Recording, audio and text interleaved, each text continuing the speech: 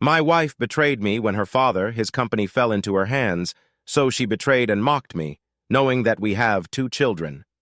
My wife and I married at the age of 25, and now we're both 38.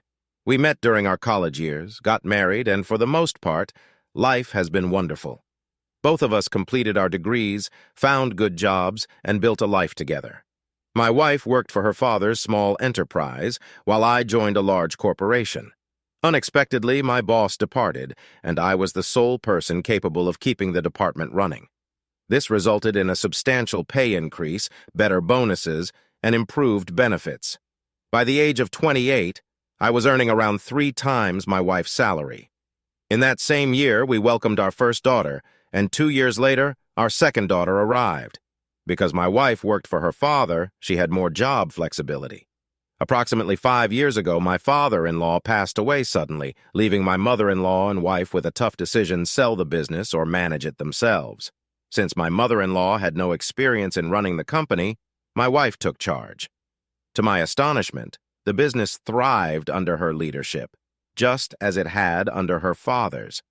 Consequently, my wife received a significant salary increase, earning more than I did.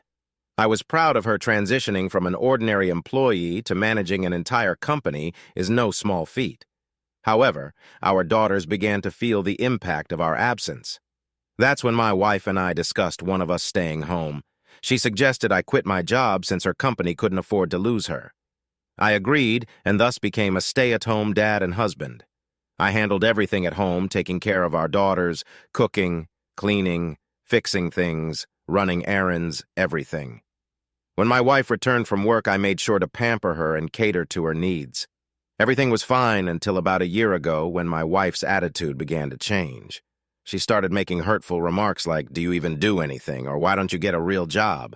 It hurt. I worked hard every day to ensure she came home to a stress-free environment. I had a real job, but I gave it up to care for our daughters, our home, and her. My wife used to seek closeness, but recently she stopped initiating it. And whenever I asked, she was never in the mood. It was odd and confusing. I assumed she must be really stressed with everything happening in the world, so I tried to be understanding and make her happy. But no matter what I did, nothing seemed to work. Last weekend, we attended our eldest daughter's softball game. I wanted to record a video for my parents who live in another state and rarely see their granddaughters. I forgot my phone, so I asked my wife if I could use hers. She had been on her phone all day, so I thought it would be a good chance for her to take a break from it. She handed me her phone and went to get a drink and a snack. While recording my daughter, a message popped up on an app, and I decided to check it out. What I saw was unbelievable. There was a guy at my wife's workplace, 8 years younger than me, and they had been texting, sending explicit videos and pictures back and forth. They were talking about how close they were and discussing me in unflattering terms. He called me a wimp who couldn't take care of his woman, and my wife agreed with him. I was shocked and devastated. When I heard my wife returning, I quickly closed the app and resumed recording the video. On the way home, and even when we got back, my wife tried to talk to me, but honestly, I wasn't in the mood to chat. Eventually, we went to bed, and for the first time in a while, she tried to initiate intimacy. I told her I wasn't in the mood, and she snapped, saying, "If you're going to be moody about everything, fine, go sleep on the couch." So I got up and have been sleeping in the guest bedroom ever since. I'm so lost right now. I don't even know how to handle this situation. My wife meant everything to me, and my daughters are my whole world. Update. First of all, I have all the texts, pictures, and videos as evidence. Second, I don't own any part of the company. It's split 50-50 between my wife and mother-in-law. Third, I can't bear to sleep in the same bed anymore, so I've been staying in the guest bedroom every night, and that's where I'll stay. As for my decision, I've chosen to divorce her. This morning, I contacted a law firm in another town to keep things discreet. Luckily, they had a last-minute opening, so I rushed over after dropping off my girls. Long story short, the lawyer I met was excellent. I showed him all the evidence I had, and he said it would significantly benefit me in the divorce. Since I left my job to raise our girls and she's rarely home, having an affair and prioritizing this other guy over us, she's going to lose big time. The lawyer said we could get child support, alimony, I'll keep the house, and she'll have to pay for it as long as my girls live there. He also mentioned that we might be able to get more money since I'm considered not viable in the working world anymore. This extra money could help me pay for more education to find a job. Some of you were right, he advised me not to work until after the divorce is settled. Apparently, having a job could lead to losing a lot in the settlement. Then he asked if I wanted full custody of the kids. I told him I don't mind my wife spending time with them on weekends occasionally, but I'd prefer mostly full custody. The lawyer said that since she had an affair in our home, I have a strong case for full custody. Bringing a stranger into the house put our girls in danger, making her look guilty. So I'm going for full custody, allowing her to have weekends once, maybe twice a month. No man will be allowed around my girls, and if there is, she could face issues from me if I find out. I just don't want that piece of crap around my daughters. He suggested keeping quiet until the documents are ready, and then he'll arrange for someone to serve her with the divorce papers along with an order to leave the house. He expects to have everything done sometime next week. He told me to stay quiet for now, even though it's tough and I'm angry. He said to shut up until the divorce is finalized after that. I can talk all I want about her, but until then, I need to keep quiet. He wants me to act like everything is normal, no arguments, no problems, sleep in separate beds, and avoid any intimacy. I agreed, but asked why. He told me to trust him, follow his instructions, and not ask questions. I just got home and am preparing for dinner, trying to act normal. I'll keep up the charade until she's served next week. Quick note, the lawyer advised me to get an STD test and a DNA test for my girls. When I asked why, he said these situations are rare and might not be the first time this has happened. That hit me hard and scared me to my core. Update, I've been feeling really down lately, and everything's been rough. To clarify, I discussed these posts with my lawyer. I didn't go into too much detail, but they said it's okay to share as long as I keep it brief and not too specific. So for this update, I'll keep it short and legally safe. Let's start with the test results. I got an STD test for myself, and thankfully I came out clear, no diseases, which isn't surprising since I haven't been close to her in the past year. Now on to the big one, the paternity test for my 2 girls. No matter the results, I'll always be their dad, but I'm overjoyed to say I am their biological father. I've never been happier to know for sure, even though I never imagined I'd have to question it. As for what's happened with my soon-to-be ex, she's out of the house, and I've been granted full temporary custody of my girls. I'll share more details in the future, but for now, she's no longer living here.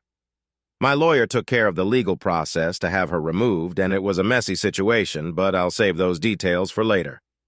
She was served with divorce papers at her workplace, and it seems like it didn't go well, but again, more on that later. My girls are aware of what's happening.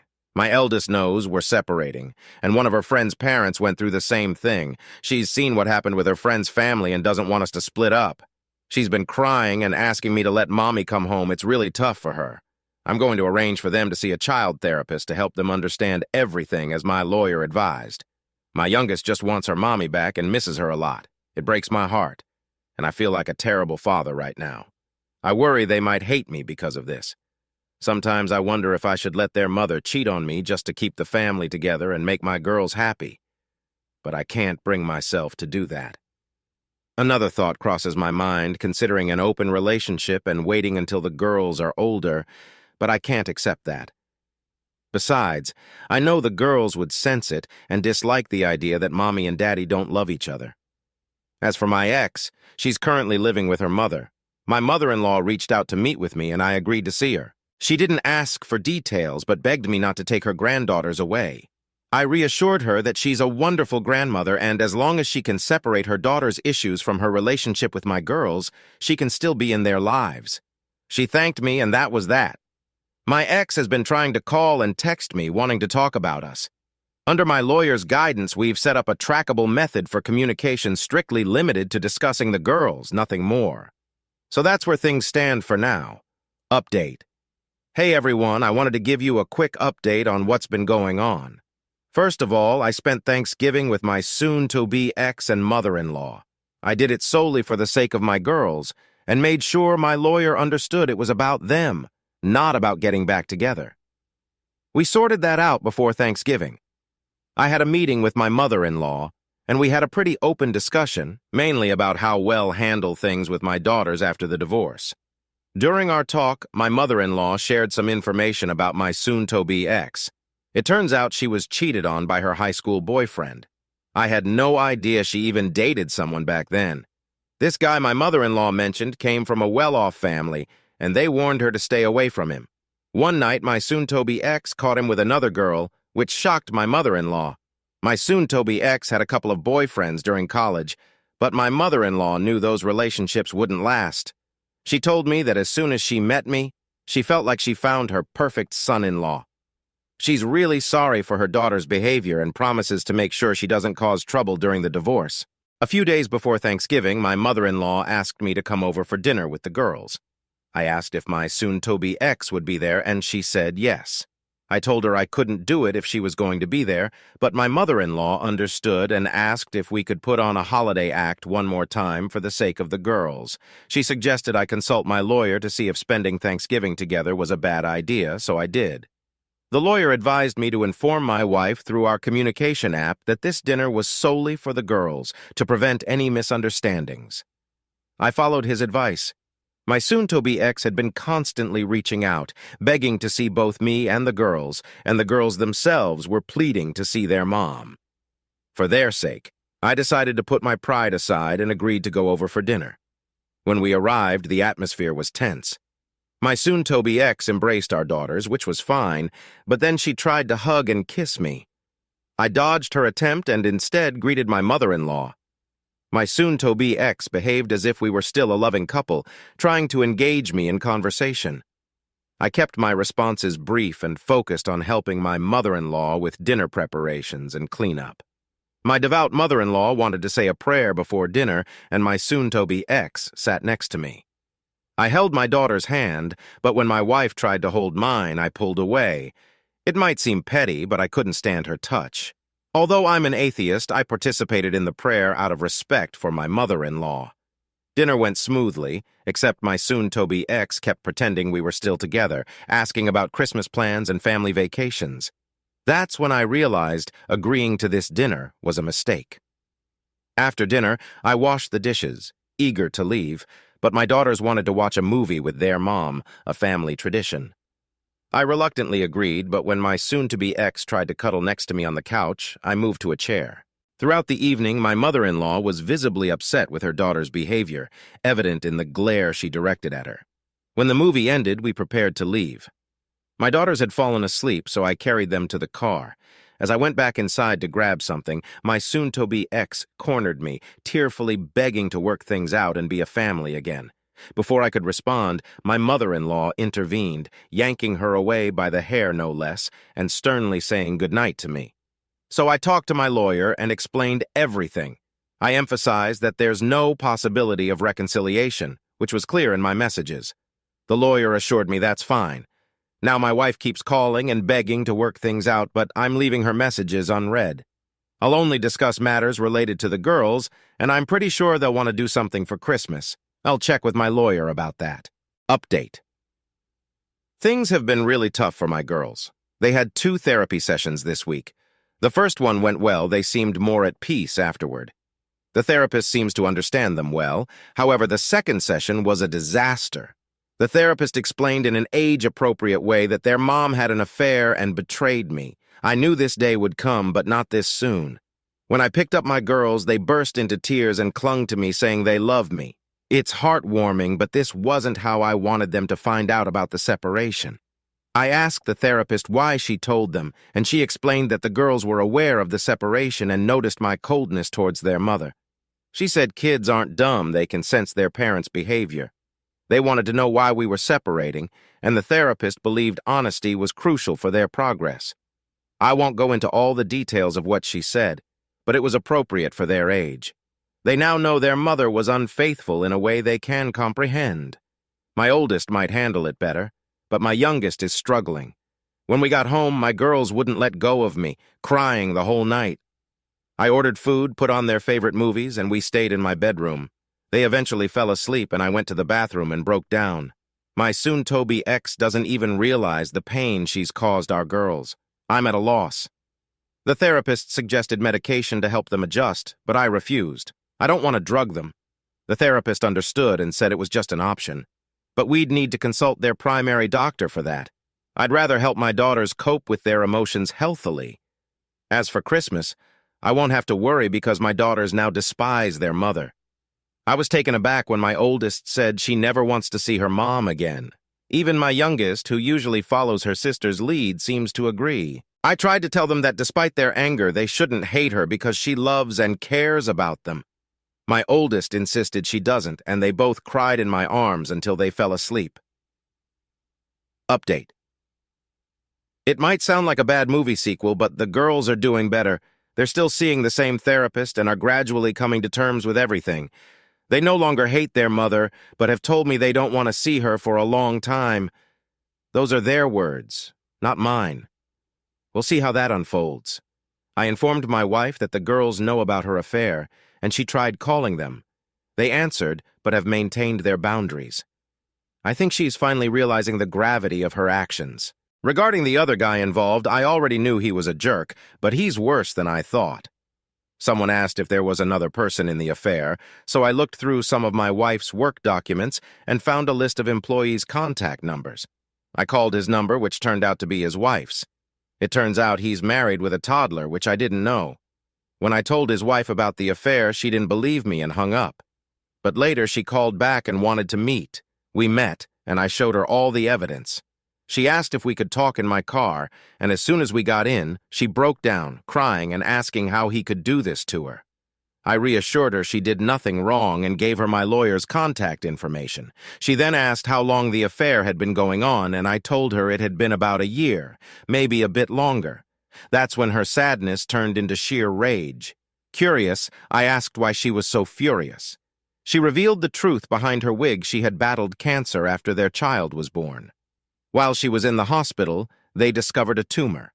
Over the past year and a half, she had undergone 2 surgeries, chemotherapy, and was on medication. Despite all that, she looked great, which surprised me. She said she had beaten the disease and was doing better, but she and her husband hadn't been intimate for about 2 years during her pregnancy and cancer treatment. Intimacy was impossible. She got very sick while pregnant, and the disease took a significant toll on her. As she started to feel better, she struggled with her self-image due to weight gain from the meds, hair loss, and not feeling as attractive as before. She wanted to surprise her husband with intimacy now that she felt ready, but discovering his affair shattered that plan. She cried about her child growing up in a broken home, and I tried to comfort her. She then tried to get close to me, but I gently declined, explaining that she wasn't in the right state of mind, and it wouldn't be healthy for either of us. She thanked me for my honesty. Later, she asked for the evidence, and I gave it to her before she went home. We've texted a few times since, as we're both going through this difficult time, and we'll stay in touch. Thanks to those who suggested reaching out to the other betrayed spouse, I hadn't considered it. Update. Hey everyone. I wanted to share how Christmas went with the other betrayed spouse. All things considered, it turned out to be a surprisingly nice and wonderful day. I set up a bunch of presents from Santa for the girls, since this might be the last year my oldest believes in Santa, and I wanted to make it special. I laid out the gifts early in the morning while it was still dark. Within 15 minutes of waking up, the girls were excitedly declaring that Santa had come. I dragged myself out of bed, and they eagerly tore into their presents. Their joy was contagious. Afterward, we snuggled up on the couch and watched a movie, and they fell asleep next to me. Eventually, I got up to make some coffee. My youngest woke up and said she was hungry, so I let her help me make breakfast while she wore an apron. My oldest soon joined us, and we all enjoyed a good meal together. They spent the morning playing with their new toys and having a blast, which warmed my heart. In the evening, I helped them get ready to go see their mother and grandmother. Normally, I'm more strict about getting ready, but with everything that's been happening, I've been more lenient. They were ready, but expressed that they really didn't want to go see their mom. I reassured them that their mom loves them, and my therapist had advised me to encourage their relationship for their healthy development. Otherwise, my wife could claim in court that I'm isolating them. The therapist said the girls can decide on their relationship with their mother as they get older. My wife knows about the therapist, and they've spoken. The therapist made it clear that my wife had betrayed me, and it's evident that I'm the girls' favorite. She'll have to work hard to regain their trust and love. I told the girls not to punish Grandma for their mother's actions and to go see her. They agreed. I took them to their grandmother's place, and everything went smoothly. I called my mother-in-law when we arrived, and she came out to get the girls' things. They were staying the night for Christmas, and my mother-in-law asked if it was okay. I checked with my lawyer, who said it was fine for one night, just not for extended periods or too often. Before leaving, I assured the girls they could call me any time if they wanted to come back home, and I'd be there for them. As I was leaving, my soon-to-be ex came out. She seemed confused by something my mother-in-law had said, and my mother-in-law sternly told her no. My soon-to-be ex looked at me with teary eyes and waved as I drove off. I had left food in the oven on warm for the other betrayed spouse, who eventually showed up. She arrived without her toddler. When I asked where they were, she explained that her in-laws wanted to spend Christmas with them, and the toddler's father also wanted to see them. She had worked out a similar arrangement with her lawyers, so it was fine. She was dressed nicely in a pretty dress, leggings, fluffy boots, and a stylish wig. We had dinner together and shared stories about our pasts, getting to know each other better. After dinner, we settled on the couch to watch a movie and continued chatting. Eventually, I decided to open a bottle of wine. I don't drink much, but I enjoy a particular wine on Christmas. I asked if she could have some, and after ensuring she was comfortable with it, I poured her a glass. Our conversation transitioned from our past to our interests, and finally to our current struggles, which led to some tears. As we drank more, we started joking and laughing. Surprisingly, after 2 bottles, our conversation became more candid. We talked about our intimate preferences, what we missed, and what we desired. It turned out we were quite similar in those aspects. She mentioned that my wife was lucky but had messed up, and I responded that her husband was no different. Some of you suggested I should compliment her looks, especially after her previous attempt to get my attention, but I thought it was inappropriate. However, I did tell her she could take off the wig if she felt more comfortable without it, reassuring her that she looked amazing. I even complimented her on how beautiful she looked with a pixie cut. She took off the wig, thanked me, and teared up a bit. We continued our intimate conversation and eventually ended up cuddling while watching the movie. Okay, just a heads up, we were both pretty drunk. Back when my wife and I used to cuddle, my soon-to-be ex liked it when I gently rubbed her chest, not grabbing or pinching, just a soft massage.